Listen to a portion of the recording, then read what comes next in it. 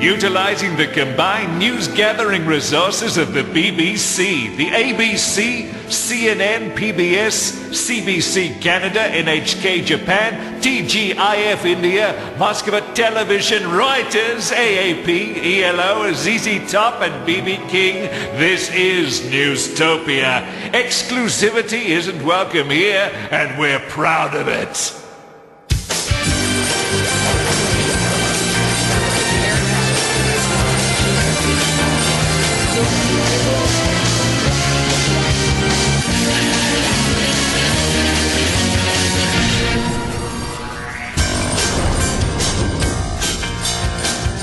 Masa El Khayar, Ana Sean Micallef, and this week on Newstopia tonight, Israel's 60th birthday bash has neighbours complaining, furtive backstreet sex, why it's okay for some, and confusion as space shuttle functions normally.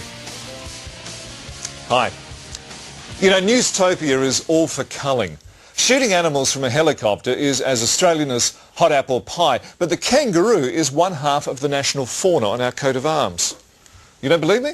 Well, empty out any coin in your pocket, with the exception of the 5, 10 and 20 cent piece, and have a look. Go on. See? Look at it. Proud, beautiful, a hint of intelligence around the eyes. Almost human, really. Well, that's Her Majesty. Now turn it over and look at the coat of arms there. See the kangaroo on the left there, dutifully holding our crest with a steely resolve and his paws? That's the animal the Australian government want to shoot to death 400 of in the Canberra suburb of Belconnen. Now, the Japanese are rightly using the kangaroo as a stick to beat us. They say, how can we complain about their scientific murder of whales, their national symbol, when we're killing our own for the sheer fun of it? Yes, the kangaroo goes to make up much-needed dog food and soccer boots for David Beckham. I'll grant you that. But ask yourself this. Do those in Mother England go about eating lions and unicorns? Do Americans pull on a pair of bald eagles before they take to the field? Hell no! So Paul McCartney is right to chastise us for cruelty. Mind you, have you listened to his chaos and creation in the backyard? Woo! Still, that's us maybe. If you want to save the kangaroos, do so responsibly and respectfully through the correct channels. Send your objection to our Environment Minister, care of this address. Skip the Skippy Slaughter Garrett, your bald turncoat, John Gorton Building, etc., etc., etc. Incidentally, can we see the coin again? Have you ever wondered how the emu holds up his end of the coat of arms? He's not using his wings, see? Just sort of leaning on it. Not carrying his weight, in my view. If there's a native animal that deserves being exterminated, it's the freaking emu. Well, overseas now, and Pakistan continues to be a hotbed of considerable warmth, and as the raging fire reaches boiling point, there are some who are holding their fingers at arm's length so as not to get singed. Blair Franks isn't one of them. Cricket Australia's decision to cancel the Australian team's forthcoming tour of Pakistan is being applauded here. Little sense can be made in the aftermath of a suicide bomb, but what makes perfect sense to the Pakistani people is that Australian cricketers are now free to do what they do best, play cricket next door in the Indian Premier League. Missing out on the IPL because of a largely meaningless tour of their country would have represented a grave threat to the Aussie team's earning capacity. But if people here understand anything, it's that playing in the IPL and in the 2020 format enables players like Matthew Hayden and Mike Hussey to earn far more than they ever would on their miserable Cricket Australia contracts. But this is not about lives, it's about livelihoods. And in Pakistan at least, the distinction is clear. Blair France in Lahore for Newstopia. Same hemisphere, opposite sides of the globe. Outrage, anger and frustration today as American search teams scouring the Tonto National Forest in Arizona for missing teenagers Tom and Aaron Woods described the search as like looking for a needle in a haystack. This report from our US Bureau.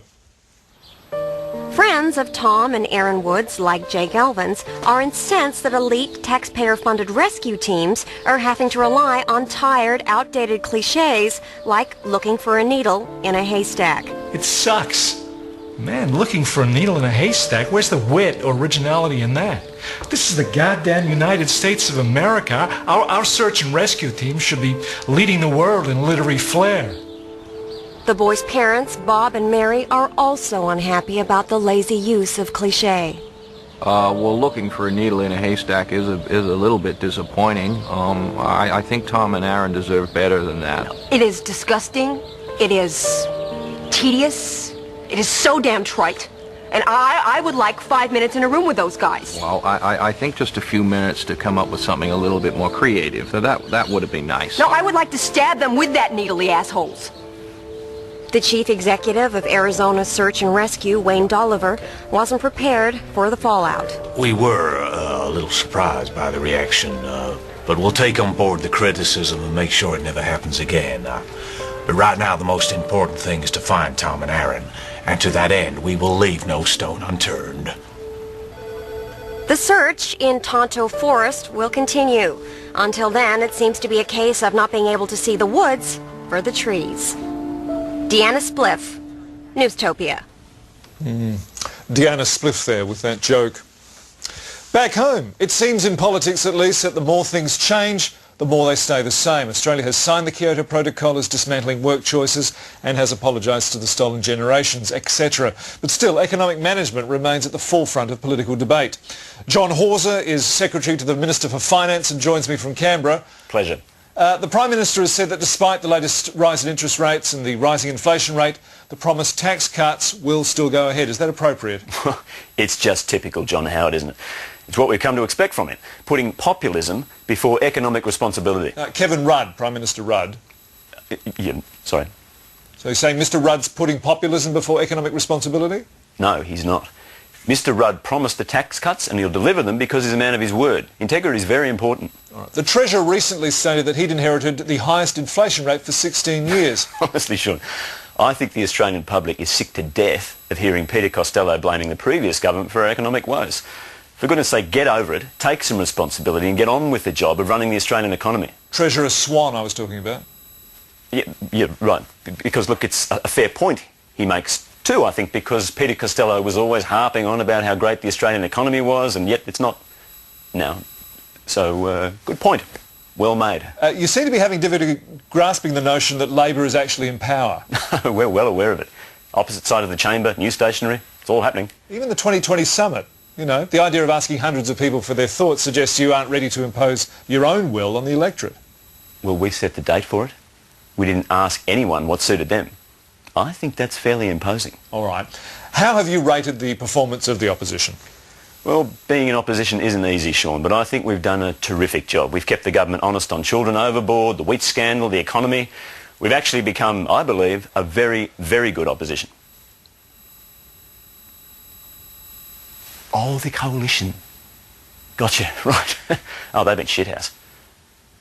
Sorry. Sorry. It's their answer to everything, isn't it? Is that globe wiped through? Good. Well, it's about time. This week saw China delisted as one of the world's top 10 human rights violators.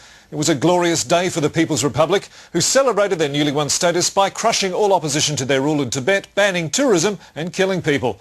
And we have the healing power of the Olympics to thank for it. Must send them a card. Well, 66 years on, and the HMAS Sydney has been found off the West Australian coast. And that's good news for Australia, Carrie Poons. Great news for Australia, Sean. Carrie, a difficult question at this early stage. Any chance of any of the crew still being alive down there? I wouldn't rule it out, Sean. I mean, we Aussies, we're a pretty resilient bunch. Air bubble, something like that? Well, I think we can rest assured, Sean, that if there was an air bubble anywhere on that ship large enough to house the crew, they would have found it and lived inside it. Too right. But what about food and water? Well, cannibalism obviously would have been resorted to when some sort of crude desalination machine would have been invented and assembled.